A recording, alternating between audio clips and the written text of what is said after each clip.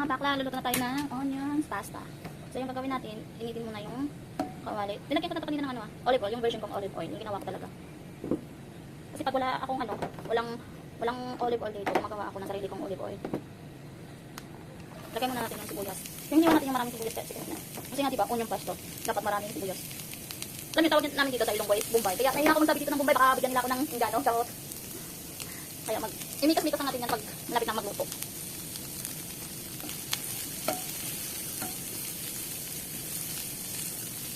So, lagyan natin ulit ng oil. Yung ginawa kong olive oil kanina, lagyan natin. Marami nga nagawa kong olive oil. Actually, mas masarap itong ginawa kong olive oil sa mainit na kanin na may tapos yung may ihaw naman ako. Masarap to.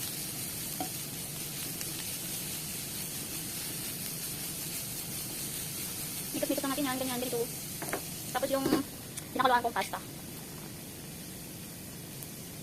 Alam mo, kung gusto mo talaga malaman yung kung luto na yung pasta, noon, nung nag-start pa lang ako ng magluto, ilan lang taon na ako, 12 years old.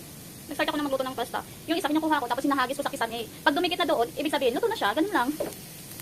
Pero ngayon, hindi ko na, ginagawa kasi expert ako sa luto. Char. Mikas-mikas lang natin to. Tawa ko sa mikas-mikas niya.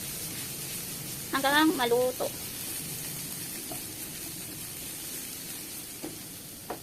At ito na nga yung kinalabasan ng ating sibuyas. Mikas natin ulit. Ayan naman, nakikita nyo sa mga bakla, itong luto na yung sibuyas. Ganyan yung pagkaluto ng sibuyas. So, ilagay natin yung tubig na galing sa pasta kanina pinakuluan.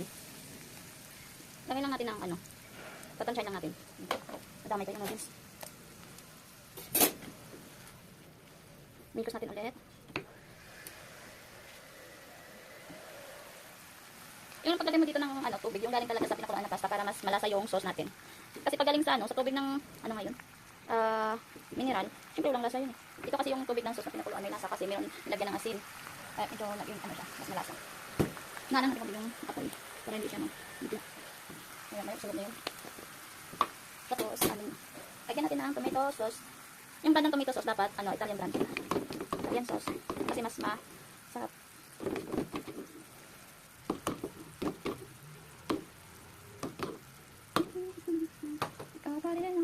Mikos natin ulit. Anak ko.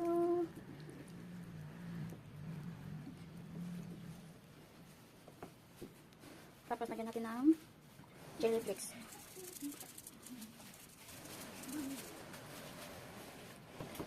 Baka pa rin anak ko. Kahit saan ako sitwasyon. Tapos na ilagay yung tomato sauce. Ilagay natin yung chili oil. Yung chili oil naman, binawa ko to kasi meron kami mga siomay dito. Masarap to siomay yung chili oil. Kaya gumawa ko ng chili oil.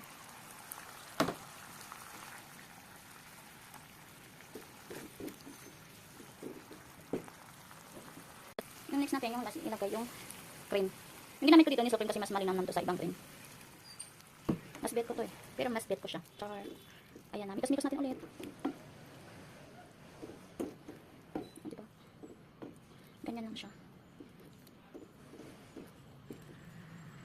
Kasi maliit lang naman to. Pwede na ubusin na lang. Kasi need natin yung pantay na kulay. Maarte din kasi ako minsan sa luto eh. Mas masarap pag meron kayong parmesan cheese. Kasi lumalapot. At saka malinamnam din pag mayroong parmesan cheese. So, na-iodize natin dito. At ito ulit, mikas-mikas lang. Tapos, lagyan natin yung quick melt. Galing sa Magnolia. Thank you sa Magnolia. Mikas-mikas lang.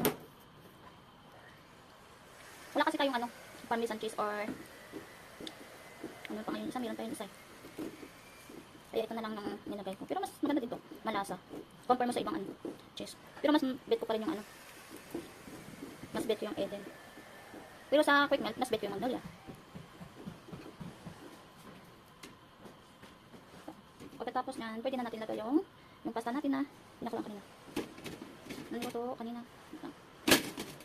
Wala tayong nilagay dito na beef or pork onion lang lahat. Sibuyas lang lahat. Sa mga mahilig din sa sibuyas, ito na yung recipe. May only recipe po to. May idea. Galing sa utak ko kasi ganito talaga eh. Mahilig ka magluto ka na lang iniisip mo na lutuin. Nagagawin. Or masarap ba o hindi.